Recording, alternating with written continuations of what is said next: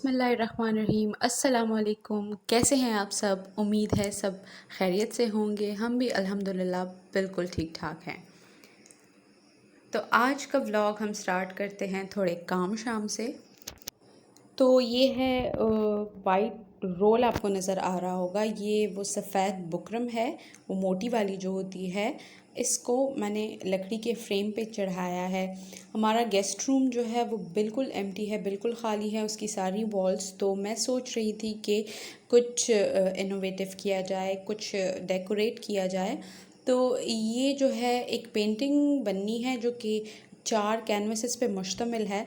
तो उनके लिए मैंने 4 लकड़ी के फ़्रेम बनवा लिए थे कारपेंटर से। और ये जो मोटी वाली बुकरम है जो कि मर्दों के कॉलर्स और पांचों वग़ैरह में लगती है, ये वही बुकरम है इसकी एक साइड बहुत शाइनी है और एक साइड जो है वो डल है। तो पहले भी मैं बना चुकी हूँ इस तरह के फ़्रेम्स, लेकिन उसमें मुझसे गलती ये हुई थी कि वो शाइनी साइड जो है वो मैंने ऊपर की तरफ कर दी थी और डल साइड नीचे की तरफ थी।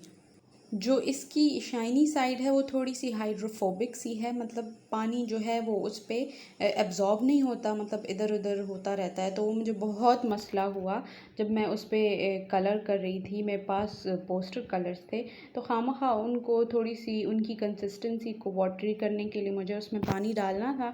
तो फिर वो मुझे बड़ा मसला हुआ कि मतलब वो पानी जो था वो पेंट जो है वो सरफेस पे ठीक से नहीं बैठ रहा था। तो इस दफ़ा मैंने ये सोचा कि मैं इसकी जो रफ़ साइड है वो ऊपर की तरफ रखूँगी, क्योंकि उस पे जो है पेंट जो है वो आसानी से हो जाता है। अभी ये जो है मतलब मेरे पास वो गन स्टेपलर है, वो बड़ा वाला जो है, तो उसकी मदद से जो है मैं इस पे ये लगा दूँगी बुकरम। चारों फ्रेम्स जो है मैं कवर नहीं कर सकी क्योंकि मेरी तितली बहुत ज़्यादा रो रही थी। तो मैंने जो था 2 कवर करके उनको छोड़ दिया।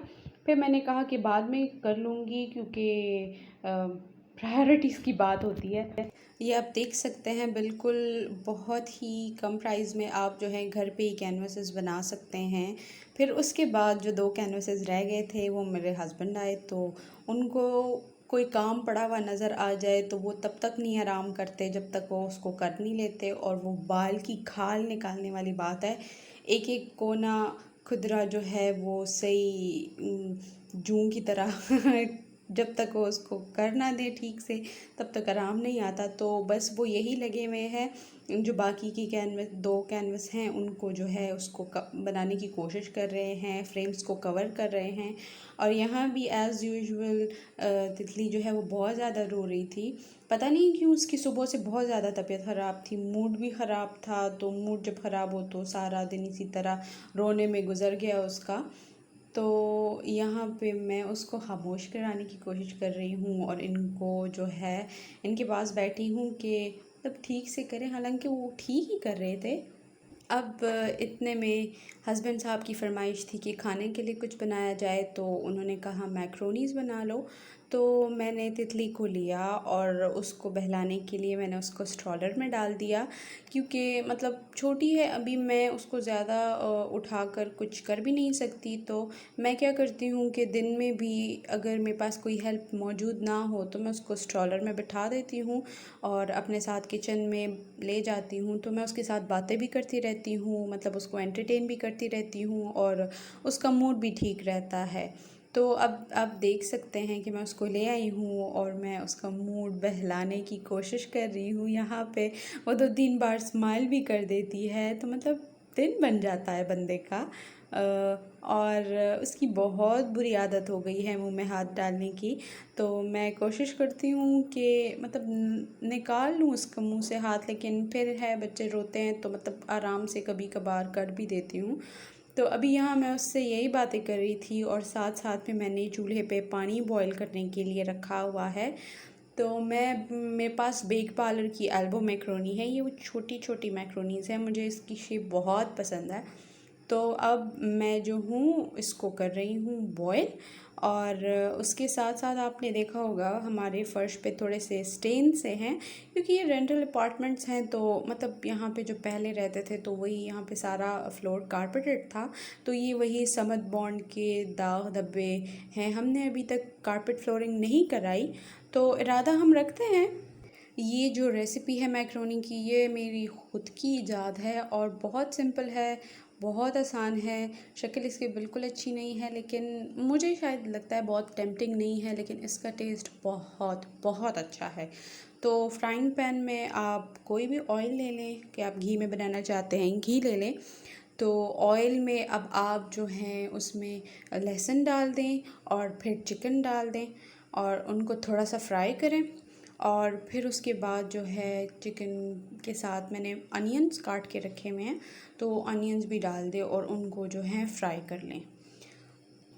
मैक्रोनीज़ और पास्ता और स्पगेटीज़ और जो मैगी वग़ैरह हैं, मेरे ख़्याल में ऐसा बहुत ही कम लोग होंगे जिनको ये चीज़ें पसंद नहीं होती। मैक्रोनीज़ मतलब शायद हो सकता है मुझे बहुत ज़्यादा पसंद है, लेकिन मैंने जितना लोग देखे हैं तो मतलब 10 में से 8 ऐसे होते हैं जिनको बहुत पसंद है और 2% कुछ ऐसे होते हैं जिनको ये चीज़ें पसंद नहीं होती। तो मेरे हस्बैंड जो हैं वो बस पास्ता शास्ता इतना शौक़ से नहीं खाते, लेकिन मैक्रोनी वगैरह जो है वो खा लेते हैं। पता नहीं उनकी क्या लॉजिक है, ये भी तो पास्ता में ही आते हैं। लेकिन खैर चलें, उनकी फरमाइश थी तो मैं बनाने लगी हूँ।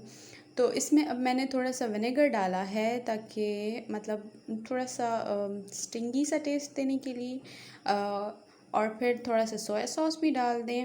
आपके पास जो इंग्रेडिएंट्स घर में अवेलेबल हैं वो डाल दें, कोई फ़र्क नहीं पड़ता। मैं तो कभी कभी सिर्फ प्याज टमाटर और हरी मिर्च काट के उसमें बॉईल की हुई मैक्रोनी डाल देती हूँ। मुझे तो हर किस्म के टाइप का पास्ता पसंद है, मसाला, चीज़ी, चिकन वाला, वेजिटेबल्स वाला, हर किस्म वाला। यहाँ पे मेरा चिकन जो है वो फ्राई हो गया है थोड़ा सा। अब मैंने इसमें अनियन जो काटे हुए थे वो भी डाल दिए हैं साथ में, और अभी थोड़ा सा आप इसको फ्राई कर दें ताकि जो चिकन ने थोड़ा सा पानी छोड़ा है ना, कि वो जो है वो खुश्क हो जाए। फिर उसके बाद आप जो हैं इसमें मेयोनीज़ डाल दें। अगर मेयोनीज़ नहीं है तो कोई बात नहीं, आप थोड़ी सी क्रीम डाल दें इसमें। और मेरे पास जो है, मैं इस दफ़ा बारबेक्यू स्प्रेड लाई थी और मेरे पास पड़ा हुआ था, तो तकरीबन 2-2 टेबलस्पून जो है दोनों के मैंने डाल दिए थे इसमें। और फिर उसको अच्छे से आप मिक्स कर दें, सच नमक भी डाल दें। चिकन क्यूब मैंने दिखाया है लेकिन मुझसे डालना भूल गया था, हालांकि उसके बगैर भी उसका टेस्ट बहुत ही अच्छा था। अच्छा, चिली फ्लेक्स जो है वो डाल दें। अगर आपको ज़्यादा स्पाइसी नहीं पसंद तो फिर आप सिर्फ ब्लैक पेपर ही डाल दें, चिली फ्लेक्स मत डालें। और फिर उसके बाद जो है इसको मिक्स करें और फिर उसके बाद जो है मोयो और जो बारबेक्यू स्प्रेड है वो डाल दें।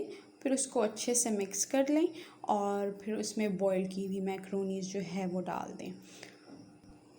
अच्छा, फिर हुआ यूँ ना, होना तो ऐसे चाहिए था कि साथ में बता देते कि चाय भी बना दो, लेकिन नहीं, उन्होंने चाय का नहीं कहा।